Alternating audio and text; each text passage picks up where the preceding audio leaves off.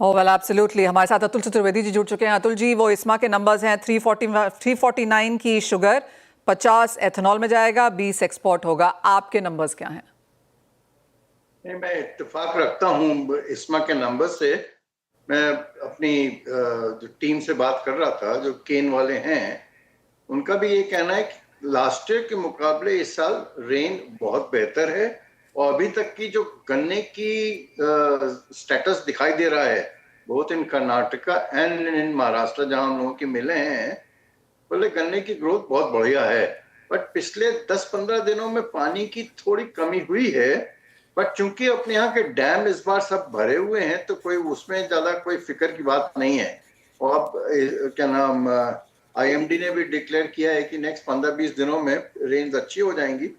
तो अपना अंदाज है कि ये साल गन्ने का काफी बाउंस बैक होना चाहिए।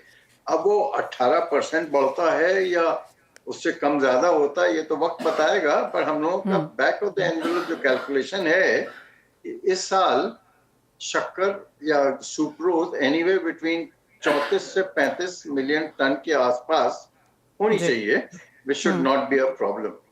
अतुल जी, आप कहेंगे कंजम्पशन घटते हुए जो हमने देखी है, उसके पीछे क्या देखते हैं, स्पेशली फेस्टिवल सीजन के आने के समय पे?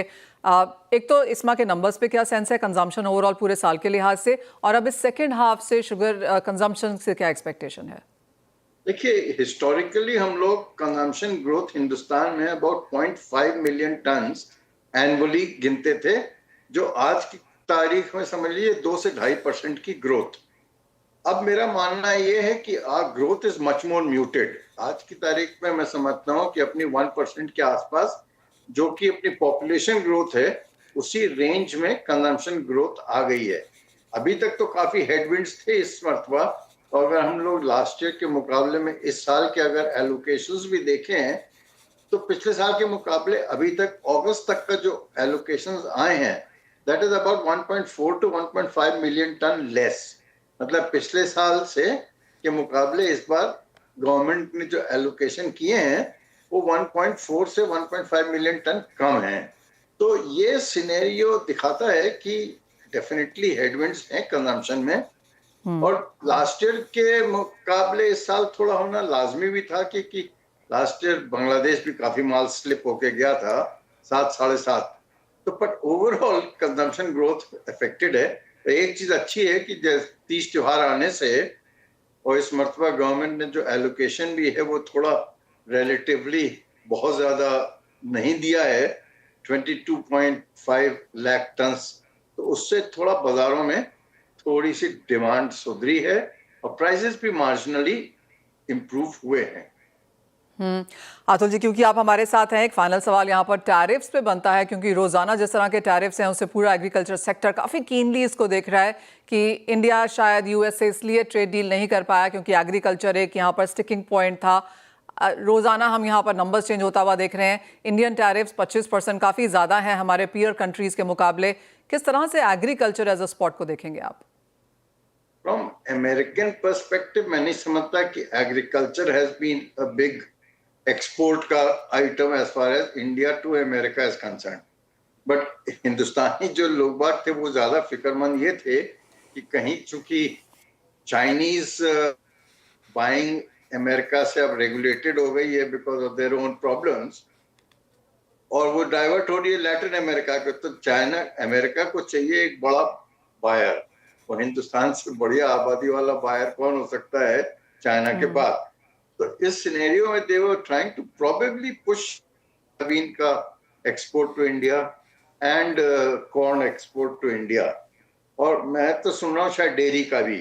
तो इन सब चीजों में हिंदुस्तान में आज की तारीख में गवर्नमेंट अग्री कर नहीं सकती है, क्योंकि अभी जो मैटर है वो सब जुडिस है।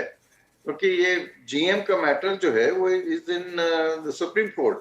और जहां तक सोया और कॉर्न का सवाल है, हिंदुस्तान की अपनी खुद की तकलीफें हैं। तो अगर हिंदुस्तान अगर इंपोर्ट खोल देगा, तो अपने यहाँ के ऑयल सीड का क्या होगा? तो ये थोड़े सेंसिटिव इश्यूज हैं। और जहां तक 25% या 19% का फर्क, तो मैं नहीं समझता कि फ्रॉम द एक्सपोर्ट पर्सपेक्टिव कोई बहुत ज्यादा फर्क पड़ेगा टू अमेरिका, क्योंकि America has never been a very big buyer. America has been a seller to the world, not the other way around as far as agri commodities go.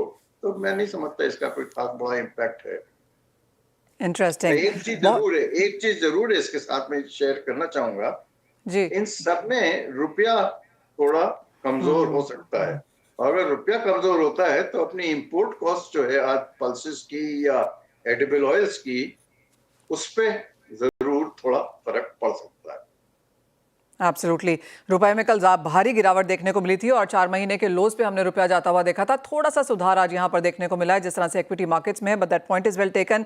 खासी गिरावट यहाँ पर रुपए में है, डॉलर इंडेक्स ऑलमोस्ट 100 के पास है, तो वो करेंसी मूव्स भी यहाँ पर एक्सपोर्ट एंड इम्पोर्ट को काफ़ी हद तक इम्पैक्ट कर सकते हैं।